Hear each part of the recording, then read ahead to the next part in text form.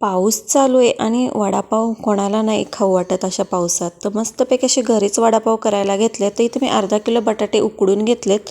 बटाट्याच्या भाजीसाठी आलं, लसूण, मिरची वाटण करून घेतले. फोडणीसाठी जिरे, मोहरी, अख्खे धने हे वाटलेलं वाटण, कढीपत्ता आणि हे कुस्करून बटाटे मी त्यात घालून छान असं परतून घेतलं मिश्रण.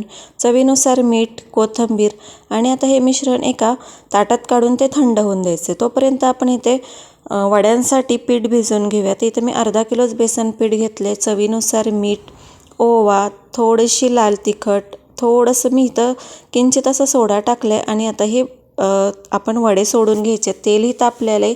इथे पाहू शकता मस्त आपले असे खुसखुशीत वडे तयार झालेत.